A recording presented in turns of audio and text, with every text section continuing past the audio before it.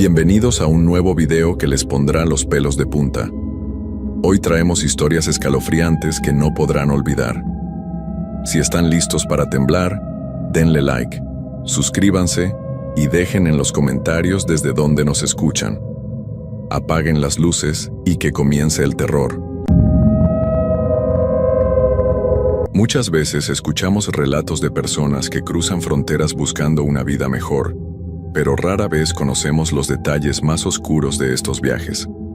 Lo que van a escuchar no es solo una historia de miedo inventada, es el testimonio de algo que realmente pasó, algo que cambió para siempre la vida de quienes lo vivieron. Hay lugares en este mundo donde la desesperación se encuentra con lo inexplicable, donde el miedo a lo desconocido se vuelve más real que el hambre o la sed.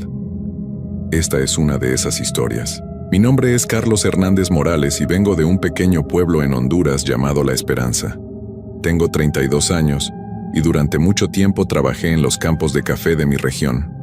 Pero llegó un momento en que ya no había trabajo, ya no había dinero para alimentar a mi familia. Mi esposa María estaba embarazada de nuestro segundo hijo y mi pequeña Ana apenas tenía 4 años.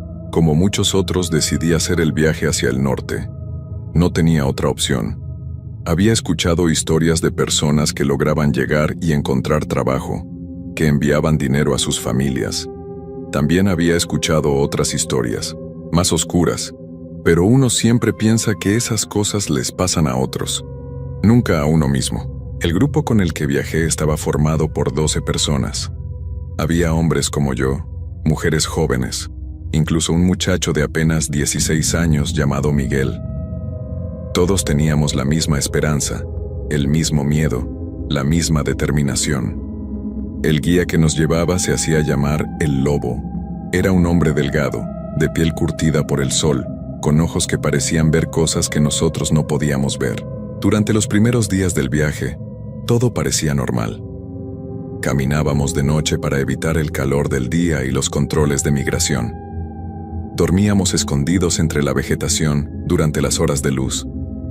El lobo conocía todos los caminos, todos los lugares seguros para descansar.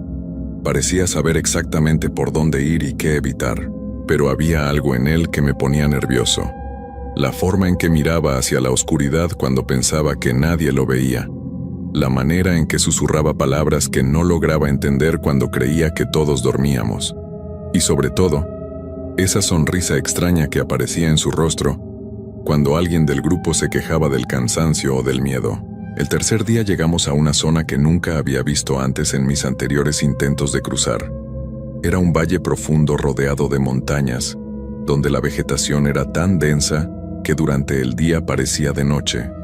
El aire allí era diferente, más pesado, como si algo invisible nos estuviera observando desde cada sombra.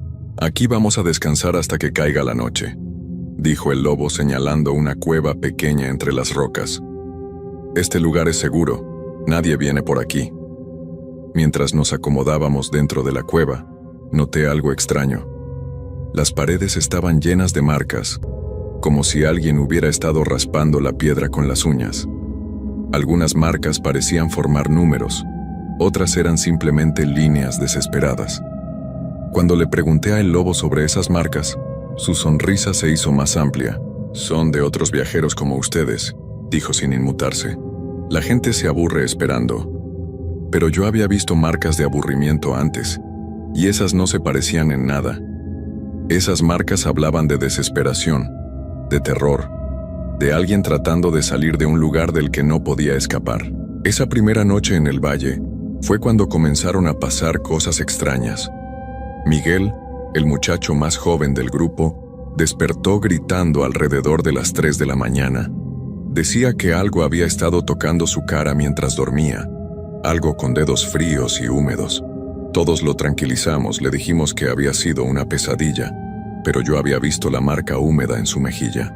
El lobo no parecía preocupado por los gritos de Miguel. De hecho, parecía casi satisfecho, como si hubiera estado esperando que algo así pasara. «Los primeros días siempre son difíciles», nos dijo. «El cuerpo se tiene que acostumbrar al viaje. A veces la mente juega trucos». Pero no era la mente de Miguel la que estaba jugando trucos. Esa misma noche, 2 más de nosotros despertamos con la misma sensación. Algo nos había estado tocando mientras dormíamos. Algo que no era humano. La siguiente noche decidimos hacer guardia. Nos turnamos para vigilar mientras los demás dormían. Cuando me tocó mi turno, alrededor de las 2 de la mañana, fue cuando lo vi por primera vez. Era una sombra que se movía diferente al resto de las sombras. Se deslizaba entre los árboles sin hacer ruido, pero había algo en la forma en que se movía que me hacía saber que no era natural. Se acercó a la entrada de la cueva y por un momento tuve la sensación de que me estaba mirando directamente, aunque no podía ver sus ojos. Le di un codazo al hombre que estaba durmiendo a mi lado para despertarlo, pero cuando volví a mirar hacia la entrada, la sombra había desaparecido. Al día siguiente le conté a el lobo lo que había visto. Su reacción me perturbó más que la propia aparición. «Aquí hay muchas cosas que uno puede ver si no tiene cuidado», me dijo, y su voz sonaba diferente, más grave, como si algo más estuviera hablando a través de él. «Lo mejor es no prestarles atención. Mientras sigamos moviéndonos no habrá problemas». Pero los problemas ya habían comenzado. Esa mañana, cuando contamos al grupo, faltaba una persona. Rosa, una mujer joven que viajaba sola, había desaparecido durante la noche. Sus cosas seguían allí, incluso sus zapatos. No había señales de lucha, no había gritos. Simplemente, ya no estaba. El lobo dijo que probablemente había decidido regresar por su cuenta, que a veces la gente cambiaba de opinión. Pero yo sabía que Rosa no era de las que se rendían fácilmente. Había caminado más kilómetros que cualquiera de nosotros sin quejarse, y tenía 3 hijos esperándola en casa. Esa noche, nadie durmió realmente. Todos fingimos estar dormidos, pero podía sentir que todos estábamos despiertos, escuchando cada sonido, cada movimiento en la oscuridad. Y fue entonces cuando empezamos a escuchar los susurros. Al principio pensé que era el viento entre las hojas, pero pronto me di cuenta de que había un patrón en esos sonidos. Eran voces, muchas voces, hablando en un idioma que no podía entender. Parecían venir de todas partes, y de ninguna parte a la vez. Los susurros se hacían más fuertes cuando alguno de nosotros se movía, como si esas voces estuvieran reaccionando a nuestra presencia. Miguel empezó a llorar en silencio. Era apenas un muchacho y estaba lejos de su familia, enfrentando cosas que ningún niño debería enfrentar. Me acerqué a él y le puse la mano en el hombro para consolarlo, pero cuando lo toqué, su piel estaba helada, como si hubiera estado bajo la lluvia durante horas. «¿Escuchas eso?», me susurró al oído. «Las voces están diciendo nuestros nombres». Al principio no le creí, pero cuando me concentré en escuchar, sentí que la sangre se me congelaba en las venas. Entre todos esos susurros incomprensibles, podía distinguir mi nombre. Carlos, Carlos, repetido una y otra vez por voces que sonaban como si vinieran de muy lejos, como si estuvieran gritando desde el fondo de un pozo profundo. El resto del grupo también había escuchado sus nombres. Podía verlo en sus caras, en la forma en que se abrazaban a sí mismos, en cómo evitaban mirar hacia la entrada de la cueva. Pero lo más perturbador era el lobo. Él estaba sentado cerca de la entrada, completamente relajado, como si los susurros fueran música agradable para él. Cuando amaneció, los susurros se detuvieron, pero el silencio que quedó era peor. Era un silencio pesado, amenazante, como si el mundo entero estuviera conteniendo la respiración. «Hoy vamos a caminar más rápido», anunció el lobo. «Necesitamos salir de este valle antes del anochecer». Pero cuando empezamos a caminar, me di cuenta de algo terrible. Llevábamos horas caminando por el mismo sendero, pasando por las mismas rocas, los mismos árboles, la misma curva en el camino. Era como si estuviéramos caminando en círculos, aunque el lobo insistía en que íbamos en la dirección correcta. «Ese árbol caído», le dije señalando un tronco que habíamos pasado ya 3 veces. «Lo hemos visto antes». «Todos los árboles se parecen en esta zona», respondió el lobo, pero había algo en su voz que me hizo darme cuenta de que estaba mintiendo. Sabía exactamente lo que estaba pasando. Para el mediodía, ya no quedaba ninguna duda. Estábamos atrapados en algún tipo de círculo invisible. Cada vez que pensábamos que habíamos encontrado una salida, el sendero nos llevaba de vuelta al mismo lugar. Algunos del grupo empezaron a entrar en pánico. Una mujer llamada Carmen comenzó a gritar que quería regresar, que esto no era normal, que algo malo estaba pasando. El lobo la calmó con palabras suaves, pero yo noté cómo la miraba. Era la misma mirada que había tenido cuando Rosa desapareció, como si estuviera evaluando algo, decidiendo algo. Esa noche regresamos a la misma cueva. No habíamos avanzado ni un solo kilómetro en todo el día, a pesar de haber caminado desde el amanecer. El grupo estaba desesperado, confundido, asustado, pero el lobo parecía más tranquilo que nunca. Mañana encontraremos la salida, nos aseguró. Solo necesitan confiar en mí, pero ya no confiaba en él. Había algo fundamentalmente equivocado en todo esto, y empezaba a sospechar que el lobo no era la víctima de esta situación extraña, sino parte de ella. Esa segunda noche en la cueva fue cuando las cosas se pusieron realmente mal. Los susurros regresaron, pero esta vez eran más fuertes, más insistentes, y no solo decían nuestros nombres. Decían cosas sobre nosotras, cosas que solo podían saber personas que nos hubieran estado observando durante mucho tiempo. Escuché mi nombre mezclado con detalles sobre mi familia. Carlos. María está preocupada. Ana pregunta por su papá. El bebé se mueve en su vientre.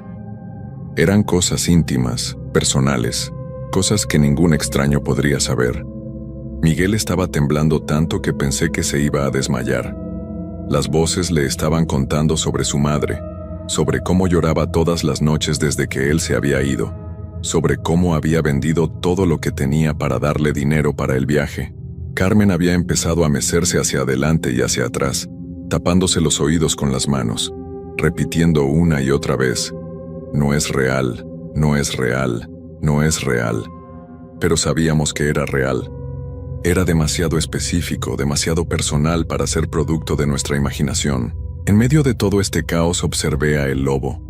Sus labios se movían al mismo ritmo que los susurros, como si los estuviera dirigiendo. Y cuando me di cuenta de esto, él me miró directamente a los ojos y sonrió. Fue una sonrisa que nunca voy a olvidar. No era humana.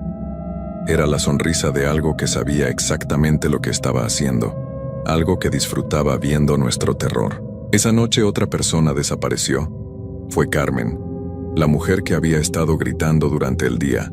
Como Rosa, simplemente ya no estaba cuando amaneció. Sus cosas seguían allí, pero ella se había esfumado sin dejar rastro. Cuando le pregunté a el lobo qué había pasado con Carmen, me dijo lo mismo que había dicho sobre Rosa. A veces la gente no puede manejar la presión del viaje. Probablemente decidió intentar salir por su cuenta. Pero yo sabía que Carmen no se había ido por su cuenta. Algo se la había llevado, algo que trabajaba con el lobo, algo que él había estado alimentando con nosotros desde el primer día. El tercer día en el valle fue cuando finalmente entendí la verdad. Mientras fingía dormir, vi a el lobo levantarse en medio de la noche y caminar hacia la parte más profunda de la cueva. Lo seguí en silencio, manteniéndome en las sombras. En el fondo de la cueva había una abertura que no habíamos notado antes. El lobo desapareció por ella, y después de unos momentos de duda, decidí seguirlo. La abertura llevaba a un túnel que se hacía más angosto a medida que avanzaba. Podía escuchar la voz del lobo adelante, hablando con alguien o algo, pero no era español lo que estaba hablando, ni ningún idioma que hubiera escuchado antes. Cuando llegué a una curva en el túnel, pude ver una luz débil más adelante. Me acerqué cuidadosamente y lo que vi me hizo contener la respiración. El lobo estaba en una cámara más grande, arrodillado frente a algo que no podía ver claramente en la penumbra. Pero podía distinguir formas humanas en las paredes, como si personas hubieran sido pegadas allí o hubieran crecido desde la roca misma. Y reconocí dos de esas formas. Una era Rosa, la otra era Carmen. No estaban heridas, no estaban sin vida, estaban integradas a la pared, como si la piedra hubiera crecido alrededor de ellas. Sus ojos seguían moviéndose, seguían parpadeando, pero no podían hablar, no podían moverse, El lobo estaba hablando con esas formas en las paredes, y ellas le respondían pero sin palabras, con gemidos ahogados que se convertían en los susurros que habíamos estado escuchando todas las noches. Traté de retroceder en silencio, pero pisé una piedra suelta que rodó por el túnel. El sonido resonó como un trueno en el silencio de la cueva. El lobo se detuvo de hablar y giró la cabeza hacia donde yo estaba escondido. Sus ojos brillaban en la oscuridad como los de un animal. No eran ojos humanos. Eran algo más, algo que había estado fingiendo ser humano durante todo este tiempo. «Carlos», dijo con esa voz que ya no intentaba sonar normal. «Sabía que alguno de ustedes vendría a buscarme eventualmente. Siempre hay uno que es más curioso que los demás». Corrí por ese túnel como nunca había corrido en mi vida, tropezando con las paredes, raspándome las manos y las rodillas, pero sin detenerme. Podía escuchar algo siguiéndome, algo que se movía más rápido de lo que cualquier persona podría moverse en esa oscuridad. Llegué a la cámara principal donde dormía el resto del grupo, y los desperté gritando que teníamos que irnos, que teníamos que salir de allí inmediatamente. Pero cuando traté de explicarles lo que había visto, las palabras no me salían de manera coherente. «El lobo», logré decir entre respiraciones agitadas. No es lo que pensamos. Las mujeres, Rosa y Carmen, están en las paredes». Los demás me miraron como si hubiera perdido la razón. Miguel se acercó y puso su mano en mi frente. «Tienes fiebre», me dijo, «no estás delirando». Pero entonces apareció el lobo. Salió de la abertura del fondo de la cueva caminando con total tranquilidad, como si nada hubiera pasado. Cuando me vio, sonrió esa sonrisa horrible. «Carlos tuvo una pesadilla», le dijo al grupo. «El estrés del viaje a veces causa alucinaciones. Es normal». Los demás parecían creerle. Querían creerle. Era más fácil pensar que yo estaba teniendo problemas mentales que aceptar que algo sobrenatural estaba pasando. Pero yo sabía lo que había visto. Y sabía que si nos quedábamos allí una noche más personas iban a desaparecer. Durante el día siguiente, intenté convencer a los otros de que nos fuéramos solos, sin el lobo. Les supliqué que me creyeran. Les conté cada detalle de lo que había visto en esa cámara secreta, pero estaban demasiado asustados para aventurarse solos en territorio desconocido. «Sin guía nos vamos a perder», decía un hombre llamado Eduardo. «Al menos con el lobo tenemos una oportunidad». «¿Qué oportunidad?», le grité. «¿No te das cuenta de que cada noche somos menos? ¿No te das cuenta de que nunca vamos a salir de este valle?». Pero Eduardo, como los demás, prefería aferrarse a la esperanza de que todo era normal, de que las desapariciones tenían explicaciones racionales. Esa tarde, mientras fingía descansar, escuché a el lobo hablando con el grupo. Les estaba contando sobre el último tramo del viaje, sobre cómo esa noche finalmente iban a salir del valle y continuar hacia la frontera. «Solo necesito que esta noche permanezcan muy juntos», les decía. «Hay patrullas en esta área y si nos separamos, algunos podrían ser capturados». Pero yo sabía que no había patrullas.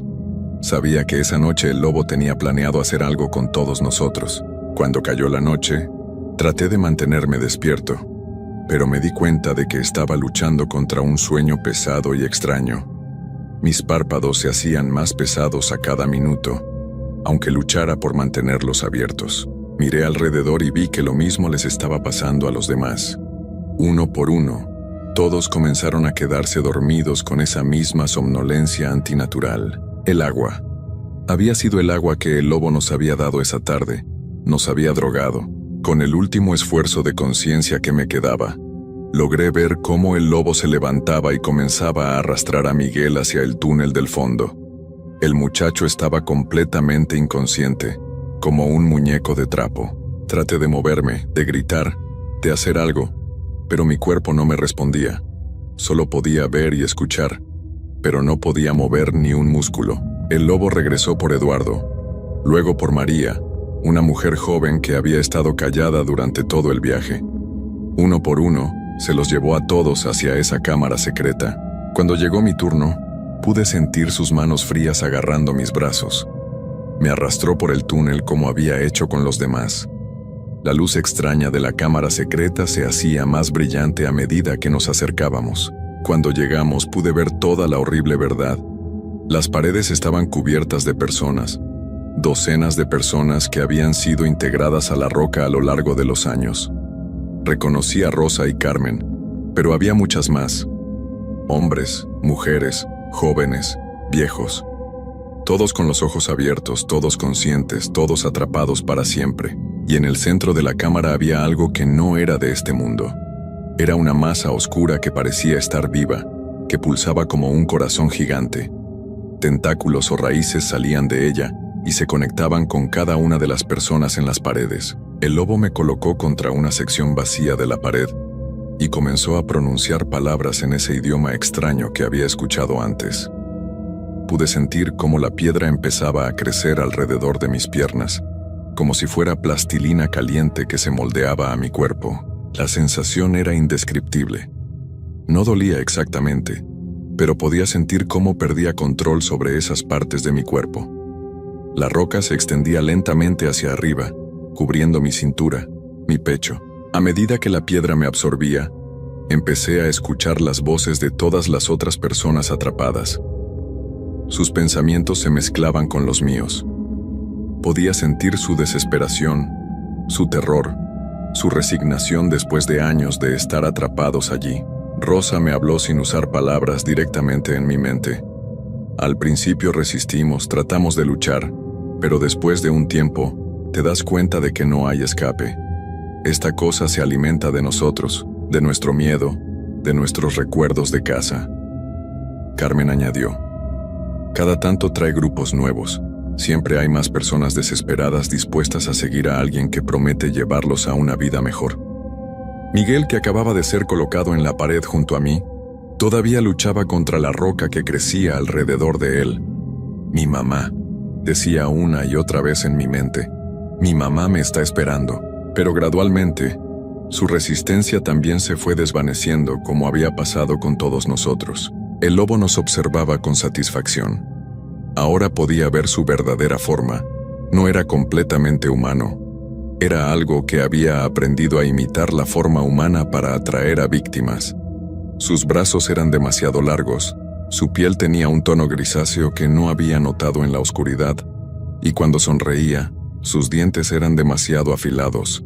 Cada grupo me da energía para varios meses, nos dijo, aunque ya no necesitaba hablar en voz alta para comunicarse con nosotros. Y ustedes me ayudan a atraer a los siguientes. Sus voces llamando los nombres de sus familias son muy efectivas. Fue entonces cuando entendí completamente lo que había estado pasando. Los susurros que habíamos escuchado cada noche no eran de entidades desconocidas, eran de personas como nosotros, personas que habían estado atrapadas allí durante años, décadas tal vez, siendo utilizadas para atraer a nuevos grupos de migrantes desesperados. La roca había llegado hasta mi cuello. Pronto cubriría mi cabeza y me convertiría en parte permanente de esa cámara de horror. Pero antes de que eso pasara, el lobo me dijo algo que hizo que toda esperanza se desvaneciera completamente. Tu esposa María ya está buscando otro guía para hacer el viaje, me dijo con esa sonrisa cruel. Está desesperada porque no has enviado dinero. El bebé llegó la semana pasada, un niño, pero está enfermo y necesita medicinas caras. Ella piensa que te pasó algo malo, pero también piensa que tal vez simplemente la abandonaste. Sus palabras eran como cuchillos en mi corazón. Podía sentir la desesperación de María como si fuera mía propia. La imagen de mi esposa sola, con un bebé enfermo, y mi pequeña Ana, tratando de encontrar dinero para sobrevivir. Y lo más hermoso de todo, continuó el lobo, es que probablemente ella va a terminar aquí también. Los guías de esta región todos trabajan para mí. Todos traen sus grupos a este valle. Es un sistema perfecto. La roca cubrió mi boca, pero aún podía escuchar y ver. El lobo se acercó a mi cara antes de que la piedra la cubriera completamente. Ahora vas a ayudarme a llamar a tu familia. Tu voz mezclada con las de los demás va a hacer que vengan más rápido. Van a escuchar tu nombre en sus sueños y van a saber que estás cerca, esperándolos. Sentí como la roca cubría mis ojos, mi frente, hasta que quedé completamente integrado a la pared. Pero no perdí la conciencia. Esa era la parte más horrible. Seguía completamente consciente, pero ahora mi cuerpo era parte de la piedra. Podía sentir todo lo que pasaba en la cueva. Podía sentir cuando el lobo salía a buscar nuevos grupos. Podía sentir cuando regresaba con personas desesperadas que habían escuchado los susurros en sus sueños. Susurros que ahora yo también producía sin poder controlarlo. Los días se convirtieron en semanas, las semanas en meses. Perdí la cuenta del tiempo, pero no perdí la capacidad de sufrir. Cada día era una eternidad de estar atrapado, consciente pero inmóvil, viendo cómo llegaban nuevos grupos y sufrían el mismo destino que nosotros. Vi llegar a familias enteras, padres con sus hijos adolescentes, hermanos que viajaban juntos, mujeres embarazadas que esperaban dar a luz en el país del norte.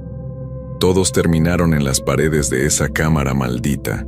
Y entonces, después de lo que parecían años, llegó el día que más había temido y al mismo tiempo más había esperado. El lobo trajo un grupo nuevo, y entre ellos reconocí una voz que hizo que mi alma gritara de horror y desesperación. Era María. Mi esposa había hecho el viaje exactamente como el lobo había predicho.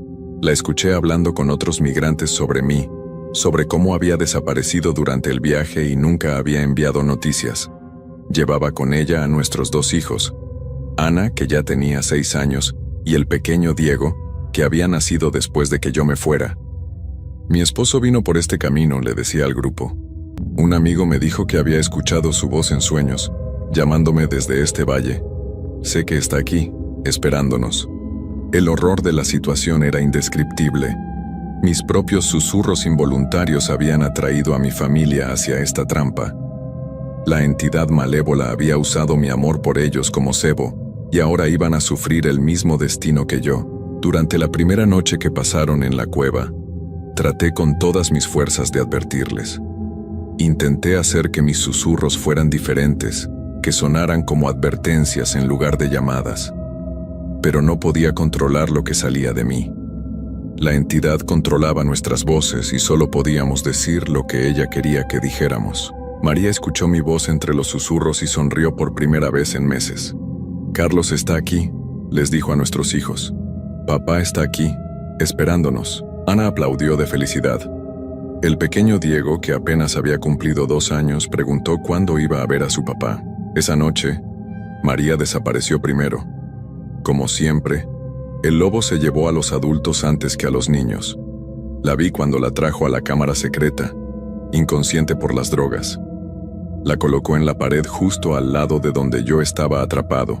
Cuando la roca comenzó a crecer alrededor de ella, María despertó y me vio. Durante un momento que duró una eternidad, nuestros ojos se encontraron. Vi el reconocimiento en su mirada, luego el horror, luego la comprensión de lo que estaba pasando. Carlos, susurró antes de que la piedra cubriera su boca. Los niños. Pero ya no había nada que pudiéramos hacer por nuestros hijos. Ana y Diego duraron 2 días más en la cueva principal, llorando por su madre, sin entender por qué había desaparecido. El lobo les decía que María había ido a buscar ayuda, que pronto regresaría con comida. Cuando llegó su turno, Ana luchó. Era una niña valiente, como su madre. Gritó y pataleó cuando el lobo trató de cargarla, pero era muy pequeña y él era demasiado fuerte. Diego era tan pequeño que ni siquiera entendía lo que estaba pasando. Cuando el lobo lo trajo a la cámara, el niño estaba chupándose el dedo y llorando por su mamá. Los colocaron en las paredes cerca de nosotros. La familia completa reunida para siempre en este lugar horrible. Podíamos comunicarnos mentalmente, pero solo para compartir nuestro sufrimiento, nunca para consolarnos realmente. Ana me preguntaba constantemente por qué habíamos venido a este lugar. ¿Por qué no podíamos irnos a casa? Diego, siendo tan pequeño, a menudo olvidaba dónde estaba y preguntaba por sus juguetes, por su cama, por la comida que le gustaba, y así hemos permanecido. No sé cuánto tiempo ha pasado desde entonces. Podrían ser años, podrían ser décadas. El tiempo no tiene significado cuando estás atrapado en la piedra, consciente pero inmóvil. Siguen llegando nuevos grupos. Personas desesperadas que han escuchado nuestros susurros en sus sueños. Personas que buscan a familiares desaparecidos. Personas que simplemente quieren una vida mejor y están dispuestas a seguir a cualquier guía que les prometa llevarlo al norte. Todos terminan aquí. Todos se convierten en parte de las paredes. Todos se unen al coro de voces que atrae a más víctimas. La entidad crece más fuerte con cada grupo nuevo. Sus tentáculos se extienden más profundo en la tierra. Su influencia se extiende más lejos. Ahora puede proyectar los susurros a cientos de kilómetros de distancia, llegando a personas en sus pueblos nativos, plantando sueños en sus mentes, haciéndoles creer que sus seres queridos los están llamando desde este valle maldito. Y yo sigo aquí, atrapado para siempre, viendo cómo más y más familias son destruidas por la misma desesperación que una vez me llevó a dejar mi hogar. No hay escape, no hay rescate, no hay final feliz. Solo hay piedra fría, conciencia eterna, y el conocimiento horrible de que nuestros susurros involuntarios seguirán atrayendo a más víctimas mientras la entidad siga existiendo. A veces, en los momentos más oscuros, deseo poder advertir a las personas que escuchan nuestras voces en sus sueños. Deseo poder gritarles que no vengan, que no confíen en los guías, que es mejor quedarse en casa y enfrentar la pobreza que terminar como nosotros. Pero lo único que puedo hacer es susurrar sus nombres en la oscuridad, llamándolos hacia su condena, siendo parte del sistema que nos destruyó, y así seguirá siendo para siempre. Esta es mi historia. Esta es nuestra historia. La historia de todos los que buscamos una vida mejor y encontramos algo mucho peor que la pobreza, algo mucho peor que el hambre. Si alguna vez escuchan voces en sus sueños llamándolos hacia el norte, si alguna vez un guía les promete llevarlos por un camino secreto a través de un valle escondido, no vengan. Por favor, no vengan, porque nosotros estaremos esperándolos y una vez que lleguen aquí, nunca se podrán ir.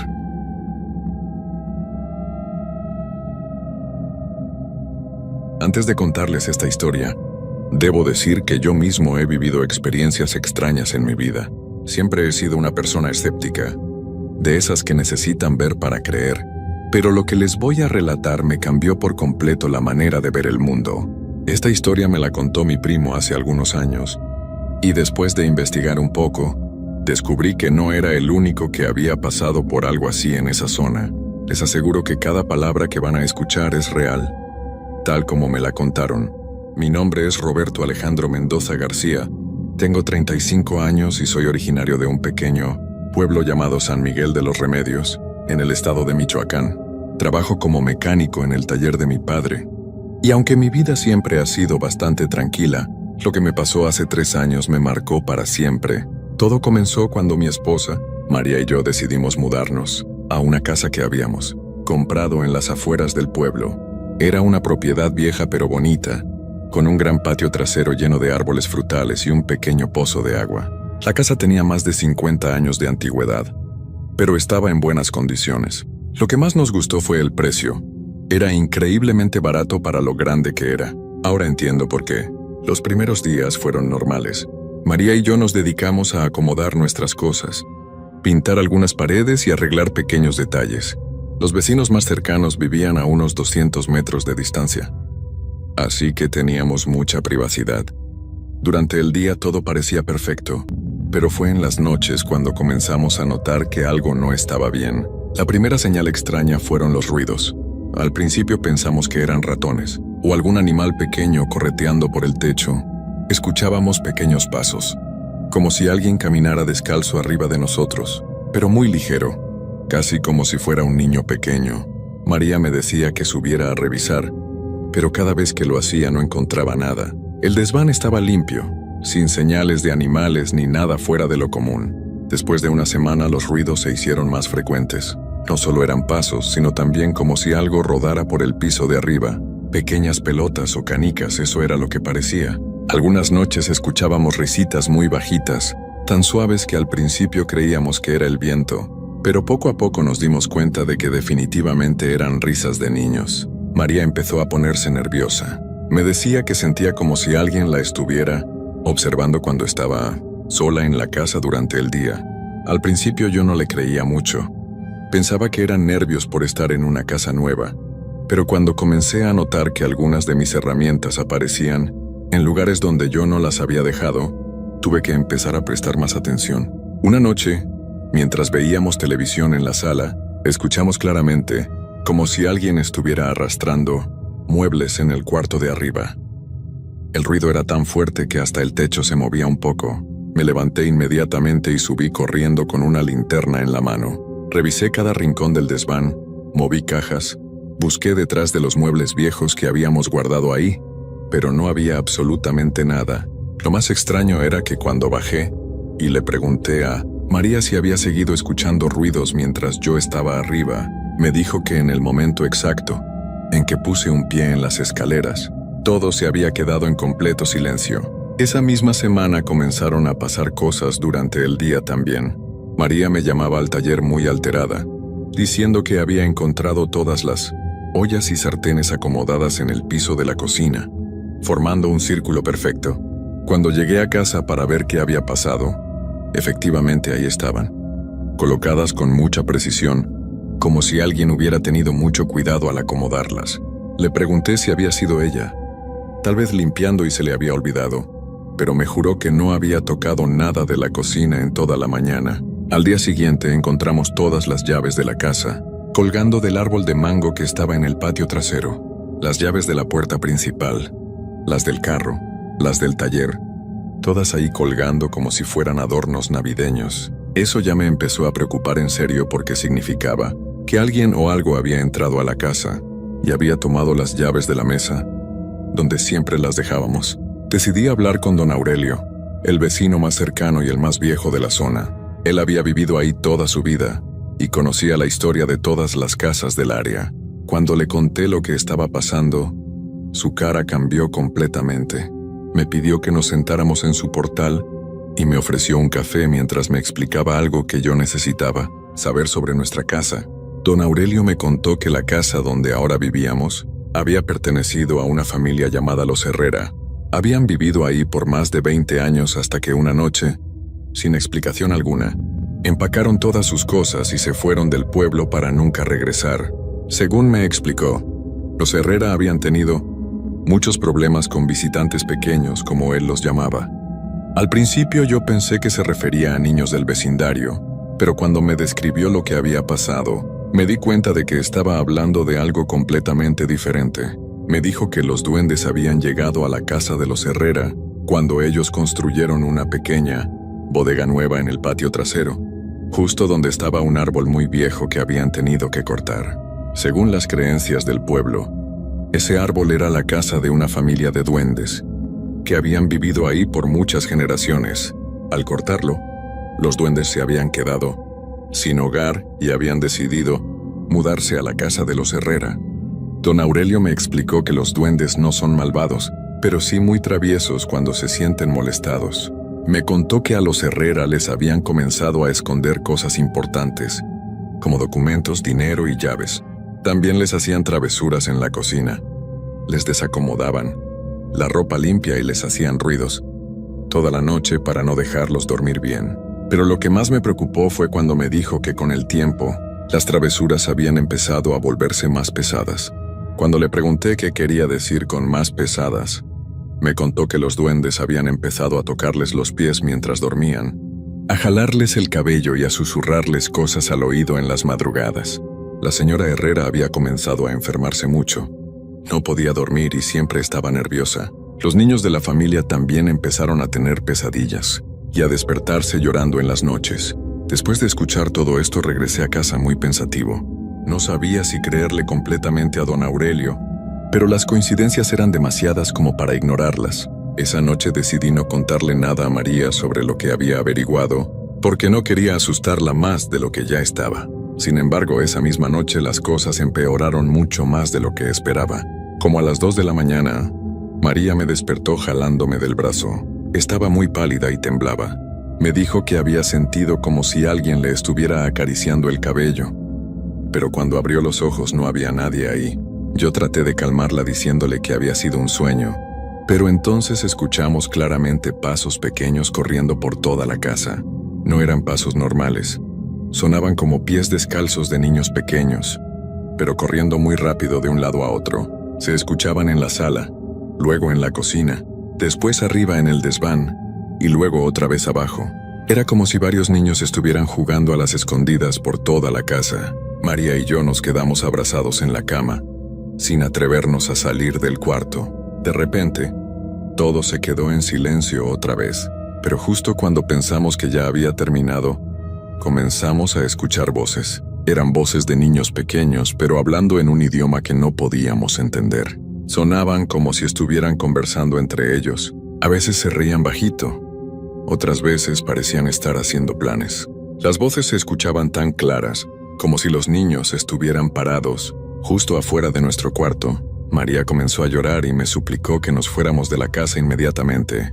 Yo quería ser fuerte y protegerla, pero la verdad es que también estaba muy asustado. Nunca había vivido algo así en toda mi vida. Decidimos que al día siguiente hablaríamos sobre mudarnos otra vez. Aunque perdiéramos el dinero que habíamos invertido en esa casa, al día siguiente, cuando salimos del cuarto, encontramos algo que nos dejó helados. En el piso de la sala había pequeñas huellas de pies descalzos, como de niños de 5 o 6 años, pero hechas con lo que parecía ser tierra o ceniza. Las huellas iban de la puerta principal hasta la cocina. Luego subían por las escaleras al desván y después bajaban otra vez hasta nuestro cuarto. Era exactamente el mismo camino que habíamos escuchado, que tomaron los pasos en la noche. Lo más perturbador era que las huellas terminaban justo enfrente de la puerta de nuestro cuarto, como si quien quiera que las hubiera hecho se hubiera quedado ahí parado, observándonos dormir. María se puso histérica y me dijo que no se quedaría ni una noche más en esa casa. Yo no podía discutir con ella, porque honestamente también estaba llegando a mi límite. Esa mañana decidimos ir a casa de mis padres para quedarnos ahí unos días mientras decidíamos qué hacer. Empacamos algunas cosas rápidamente y salimos de la casa sin mirar atrás. Pero antes de irnos, algo me hizo voltear hacia las ventanas del segundo piso, y juro que vi las cortinas moverse, como si alguien estuviera asomándose para vernos salir. Durante los siguientes 3 días que estuvimos en casa de mis padres, traté de convencer a María de que regresáramos. Le dije que tal vez podíamos buscar a alguien que nos ayudara, un sacerdote o una persona que supiera de estos temas. Mi padre me recomendó a una señora del pueblo que se llamaba Doña Carmen, que según él, sabía mucho sobre duendes y otras criaturas del campo. Fuimos a ver a Doña Carmen una tarde. Era una mujer mayor, de unos 70 años, con el cabello completamente blanco y unos ojos muy penetrantes. Cuando le contamos todo lo que había pasado, ella nos escuchó con mucha atención, asintiendo con la cabeza como si ya supiera exactamente de qué le estábamos hablando. Doña Carmen nos explicó que los duendes de esa zona eran una familia muy antigua que había vivido ahí por siglos. Me dijo que no eran malvados, pero que se habían molestado mucho cuando cortaron su árbol, y que ahora consideraban nuestra casa como su nuevo hogar. Según ella, los duendes son muy territoriales, y no les gusta compartir su espacio con los humanos, especialmente cuando sienten que los humanos no los respetan.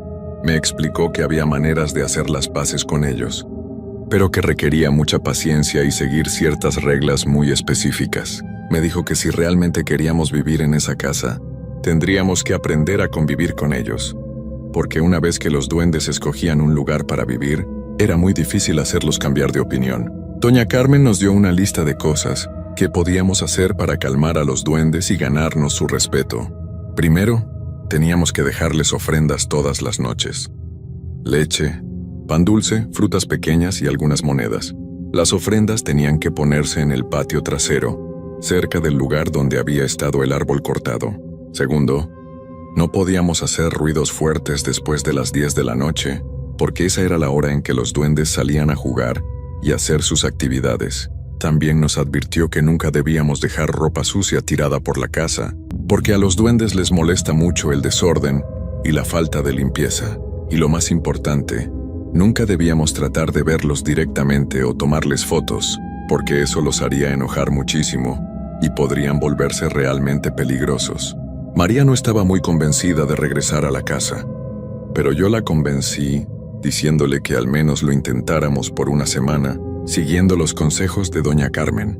Si las cosas no mejoraban, nos mudaríamos definitivamente y buscaríamos otro lugar para vivir. Regresamos a la casa una tarde de jueves.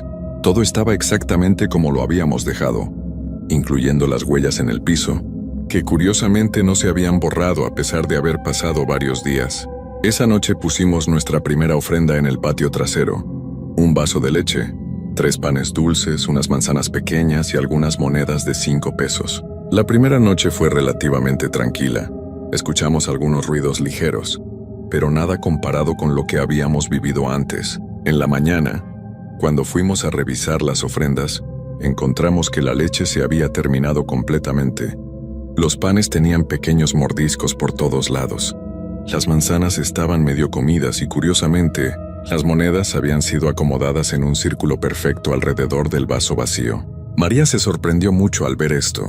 Me dijo que tal vez habían sido gatos o perros del vecindario, pero yo sabía que ningún animal podía acomodar monedas de esa manera tan precisa.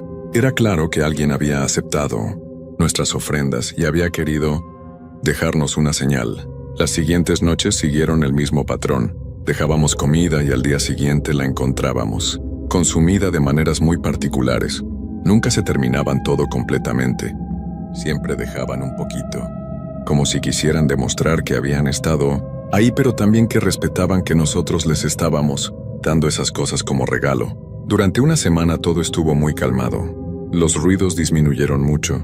Ya no escuchábamos voces, y María empezó a sentirse más tranquila. Pensamos que el plan de Doña Carmen estaba funcionando y que finalmente podríamos vivir en paz en nuestra casa. Pero entonces cometimos un error que casi nos cuesta muy caro. Una noche de sábado, unos amigos vinieron a visitarnos y se quedaron hasta muy tarde. Estuvimos escuchando música, riendo y hablando fuerte hasta casi las 2 de la mañana. Completamente se nos olvidó la regla de no hacer ruido después de las 10. Esa madrugada, después de que se fueron nuestros amigos, las cosas se pusieron peor que nunca. Los ruidos comenzaron como nunca antes los habíamos escuchado. No eran solo pasos, eran como si estuvieran arrastrando muebles pesados por todo el desván. El techo crujía tanto que parecía que se iba a caer encima de nosotros. También empezamos a escuchar golpes en las paredes, como si alguien estuviera tratando de tumbar la casa desde adentro. María y yo nos abrazamos en la cama, pero esta vez los sonidos no pararon después de unos minutos como antes. Duraron toda la noche hasta que salió el sol. Además de los ruidos, empezamos a escuchar voces muy enojadas. No podíamos entender las palabras, pero el tono era claramente de molestia y enojo. A veces gritaban tan fuerte que parecía que estaban justo al lado de nosotros. En la mañana, cuando finalmente nos atrevimos a salir del cuarto, encontramos la casa completamente desorganizada. Todos los muebles de la sala habían sido movidos de su lugar. Los cojines del sofá estaban tirados por el piso. Los cuadros de las paredes estaban chueco. Y en la cocina, todas las puertas de los gabinetes estaban abiertas con las ollas y trastes regados por todos lados. Lo más impresionante era que en las ventanas, por dentro del vidrio, había pequeñas huellas de manos, como de niños pequeños, pero hechas con algo parecido al vapor o la humedad. Era como si hubieran estado pegando sus manitas al vidrio desde adentro de la casa, tratando de salir. Esa misma mañana, fuimos corriendo a casa de Doña Carmen para contarle lo que había pasado. Ella movió la cabeza con preocupación y nos explicó que habíamos roto la regla más importante. Los duendes se habían enojado mucho porque consideraron que no los estábamos respetando, después de que ellos habían aceptado convivir con nosotros. Doña Carmen nos dijo que tendríamos que hacer algo más fuerte para pedirles perdón. Nos explicó que teníamos que hacer una ceremonia especial en el patio de la casa, donde les pidiéramos disculpas formalmente y les prometiéramos que nunca más volveríamos a faltarles al respeto. La ceremonia tenía que hacerse exactamente a la medianoche y teníamos que llevar ofrendas mucho más grandes, un pastel completo, una botella de leche entera, frutas de muchos tipos, dulces y una cantidad considerable de dinero. También nos dijo que durante la ceremonia, si los duendes aceptaban nuestras disculpas, probablemente se dejarían ver. Nos advirtió que si eso pasaba, no podíamos asustarnos, gritar o tratar de tocarlos. Teníamos que mantenernos calmados y respetuosos, porque sería una señal de que querían hacer las paces con nosotros. María estaba aterrada con la idea de ver a los duendes, pero yo la convencí de que era nuestra única oportunidad de arreglar las cosas. No teníamos dinero suficiente para mudarnos otra vez y además, ya le había tomado cariño a esa casa a pesar de todo lo que había pasado. Preparamos todo para la ceremonia del sábado siguiente. Compramos un pastel de chocolate grande frutas frescas, dulces de muchos tipos, y apartamos 500 pesos para la ofrenda. Doña Carmen nos había explicado exactamente qué teníamos que decir y cómo teníamos que comportarnos durante toda la ceremonia. El sábado por la noche a las 11:30 salimos al patio trasero con todas las ofrendas. Las colocamos cerca del lugar donde había estado el árbol cortado, formando un círculo como nos había indicado doña Carmen. Encendimos 4 velas blancas y nos sentamos en el pasto a esperar que dieran las 12. Cuando escuchamos el primer campanada de medianoche desde la iglesia del pueblo, comenzamos a recitar las palabras que doña Carmen nos había enseñado. Le pedimos perdón a los duendes por haberlos molestado. Les prometimos respetar sus horarios y sus espacios, y les dijimos que queríamos vivir en paz con ellos, en esa casa que ahora era de todos. Al principio no pasó nada especial. Terminamos de decir todo lo que tenía que decir, y nos quedamos sentados en silencio, esperando alguna señal de que los duendes habían escuchado nuestro mensaje. Las velas se movían un poco con el viento, pero todo parecía normal. Entonces, justo cuando estábamos pensando que tal vez la ceremonia no había funcionado, escuchamos una risita muy suave detrás de nosotros. Nos volteamos lentamente, y ahí fue cuando los vimos por primera vez. Eran 4 duendes, más pequeños de lo que había imaginado. Medían como 1 metro de altura, tenían la piel de color café claro, cabello largo y oscuro, y ojos muy grandes y brillantes. Vestían como ropita muy sencilla, parecida a pijamas de color beige. No se veían malvados ni peligrosos, más bien parecían niños tímidos que habían estado escondidos por mucho tiempo. El más grande de los 4, que parecía ser el papá, se acercó lentamente al círculo de ofrendas. Se agachó, tomó un pedazo pequeño del pastel con sus manitas, lo probó, y luego nos miró directamente a los ojos. Durante unos segundos que se sintieron como horas, nos quedamos viendo unos a otros en completo silencio. Yo podía escuchar mi propio corazón latir muy fuerte, pero traté de mantenerme calmado como nos había dicho doña Carmen. Entonces el duende papá asintió con la cabeza, como aceptando nuestras disculpas. Hizo una señal con la mano a los otros 3 duendes, que parecían ser su familia, una duende que debe haber sido la mamá, y 2 duendes pequeñitos que claramente eran los niños. Todos se acercaron a las ofrendas y comenzaron a comer y a examinar lo que les habíamos llevado. Lo más sorprendente fue que mientras comían, el duende papá comenzó a hablarnos. No hablaba con palabras normales, era más bien como susurros y sonidos suaves, pero de alguna manera logramos entender lo que nos quería decir. Nos explicó que ellos habían vivido en ese árbol por muchos años, y que cuando lo cortaron, se habían sentido muy tristes y enojados. Nos dijo que no querían hacer daño a nadie, pero que necesitaban un lugar donde vivir y crear a su familia. La casa les había gustado mucho porque era grande y tenía muchos rincones donde podían esconderse y jugar. Nos pidió que los dejáramos quedarse ahí, prometiendo que ya no harían travesuras pesadas si nosotros los respetábamos. María, que al principio había estado muy asustada al verlos, poco a poco se fue sintiendo más tranquila. Los duendes no eran para nada como las criaturas terribles que habíamos imaginado.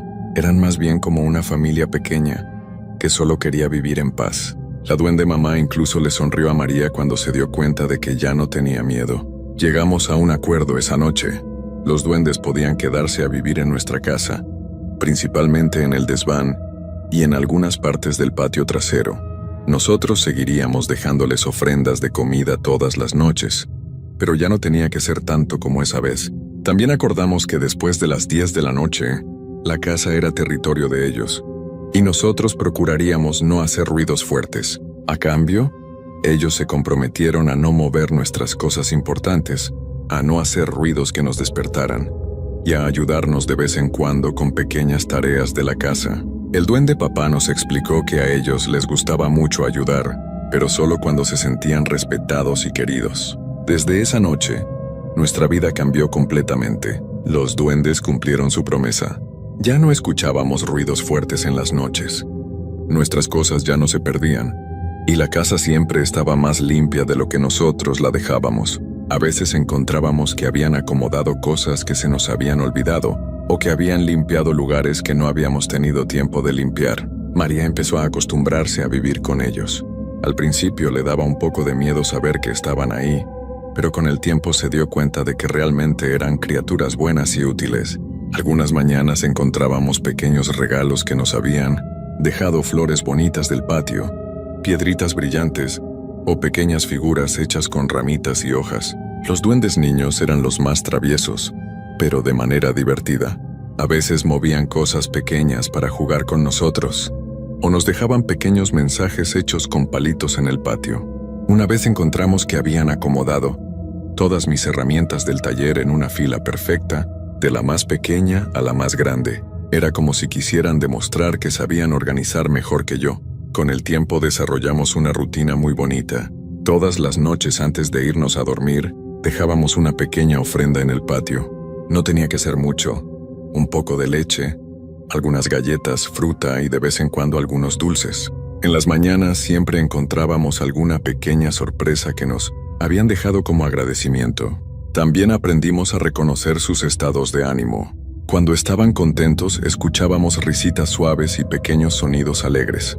Cuando algo los molestaba, como si hacíamos mucho ruido, o si no manteníamos la casa limpia, escuchábamos pequeños pasos rápidos y suspiros. Nunca volvieron a hacer travesuras pesadas, porque siempre procuramos respetar nuestros acuerdos. Han pasado ya 3 años desde que comenzó todo esto. María y yo seguimos viviendo en la misma casa, y nuestra relación con los duendes es ahora muy tranquila y armoniosa. Incluso hemos llegado a verlos algunas veces más, especialmente durante fechas especiales como Navidad o Año Nuevo, cuando les dejamos ofrendas un poco más grandes y ellos salen a agradecérnoslas personalmente. Nuestros amigos y familiares saben que algo especial pasa en nuestra casa, porque siempre está muy bien organizada y limpia, y porque a veces escuchan pequeños ruidos cuando nos visitan. Pero hemos aprendido a no contarle a todo el mundo sobre los duendes, porque mucha gente no entendería y podría asustarse o no creernos. Doña Carmen nos ha dicho que somos muy afortunados de haber logrado hacer las paces con ellos. Según ella, no muchas familias logran convivir tan bien con los duendes. Me dijo que es porque nosotros les demostramos respeto desde el corazón, no solo por miedo, y que los duendes pueden sentir la diferencia. Lo más importante que he aprendido de toda esta experiencia es que hay muchas cosas en este mundo que no entendemos completamente, pero eso no significa que no sean reales.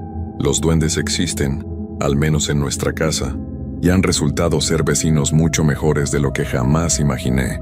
María ahora está embarazada, y estamos muy emocionados de ver cómo van a reaccionar los duendes cuando llegue el bebé. Doña Carmen nos dijo que los duendes adoran a los niños pequeños y que probablemente van a ser como pequeños guardianes de nuestro hijo. La idea me emociona mucho. Saber que nuestro bebé va a crecer en una casa llena de magia y protección. Si alguien que está escuchando esta historia alguna vez se encuentra en una situación parecida, mi consejo es que no tengan miedo. Los duendes, al menos los que nosotros conocimos, no son malvados. Solo quieren respeto y un lugar donde vivir en paz. Si les demuestran que los respetan y que están dispuestos a convivir con ellos, probablemente encontrarán que son vecinos muy especiales y útiles. Esta es mi historia tal como me pasó. Sé que puede sonar increíble para algunas personas, pero cada palabra es verdadera. Los duendes siguen viviendo con nosotros hasta el día de hoy, y esperamos que sea así por muchos años más. Después de todo, ahora son parte de nuestra familia.